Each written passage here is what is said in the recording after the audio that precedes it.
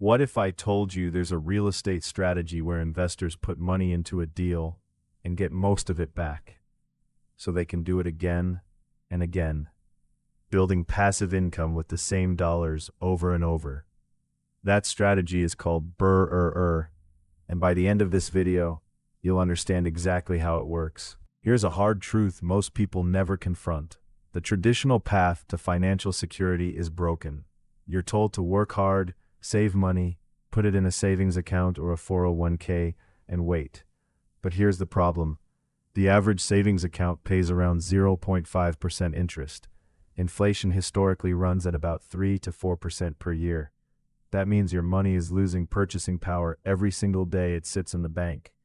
And the stock market? It averages around 10% annually, but with wild swings that can erase decades of savings in a matter of months. The 2008 crash, the 2020 crash, these aren't anomalies. They're features of a system that keeps average people on a treadmill. Meanwhile, the wealthy have known about a different game for generations, a game played in real estate. Real estate is one of the only asset classes where you can use other people's money, the bank's money, to control an asset that produces income, appreciates in value, offers tax advantages, and can be recycled as collateral to grow your portfolio. That's the power waiting inside the BRRRR method. BRRR stands for buy, rehab, rent, refinance, repeat. Each letter is a step in a process that, when executed correctly, allows an investor to pull back most or all of their initial capital from a deal while keeping the cash-flowing asset. Let's walk through it. First, buy. You purchase a distressed property below market value. These are properties that need work, cosmetic issues, deferred maintenance, sometimes major repairs. Because they're ugly, most buyers walk past them. But the smart investor sees potential. Second, rehab. You renovate the property to force appreciation. This isn't about granite countertops and luxury finishes. It's about strategic improvements that increase the property's value and make it attractive to quality tenants. Third, rent. Once rehabbed, you place a tenant and the property begins generating monthly income. Fourth, refinance. This is where the magic happens, and we'll spend an entire chapter on this. You get the property appraised at its new higher value and do a cash-out refinance. This pulls your initial capital back out. Fifth, repeat. With your capital returned, you go buy the next property and do it all over again. Let's make this real with actual numbers. Say you find a distressed property listed at $80,000. After analysis, you believe it will be worth $130,000 once renovated. Renovation cost, $25,000. Closing costs and holding costs, $5,000. Total all-in cost, $110,000. After rehab, the property rents for $1,200 per month. Property taxes, insurance, and property management run about $400 per month combined.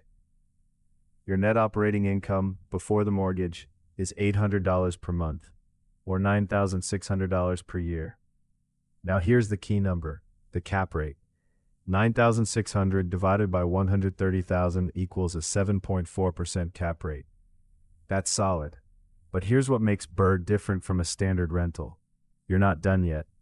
With the property now worth $130,000, you approach a lender for a cash-out refinance at 75% loan-to-value. That's $97,500. You started with $110,000 in the deal. You get $97,500 back. You've left only $12,500 in the property, and you own a cash-flowing asset generating $800 a month, minus your new mortgage payment of roughly $500. Net monthly cash flow, $300. That's your first passive income stream, and you still have most of your original capital to do it again. The BRRRR method only works if you can find properties below market value, and that requires you to think like an investor, not a home buyer. The best deals are rarely on the MLS. They come from driving for dollars, literally driving neighborhoods and looking for distressed homes. Direct mail campaigns to absentee owners and out-of-state landlords. Probate leads, properties from estates that need to be liquidated quickly. Wholesalers, investors who specialize in finding off-market deals and assigning the contracts to buyers like you for a fee.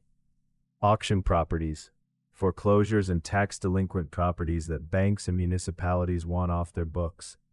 The investor's edge is in the deal sourcing. When you can buy a property for 70 cents on the dollar, everything else in the BRRRR method becomes easier. The rehab doesn't have to be perfect. The rent doesn't have to be top of market. The refinance has more cushion. That's why the best BRRRR investors spend as much time or more on finding deals as they do on executing them. It's also why local market knowledge matters so much. You need to know which neighborhoods are appreciating, what rents the market will support, and what renovated comparable properties are selling for. This is the work that separates profitable investors from amateurs. Let's go deeper on the refinance, because this is the step that makes BRRRR fundamentally different from a traditional buy and hold. A cash-out refinance allows you to borrow against the equity you've created through your rehab and the property's new appraised value. The bank issues you a new mortgage, typically at 70 to 80% of the appraised value, and you receive the difference between that loan amount and what you owe. If the deal works correctly, that payment covers your entire initial investment. But there are things you need to know. First, the seasoning period. Many conventional lenders require you to own the property for at least 6 months before they'll do a cash-out refinance. Some portfolio lenders have shorter or no seasoning requirements, and for BRRRR investors, finding these lenders is crucial.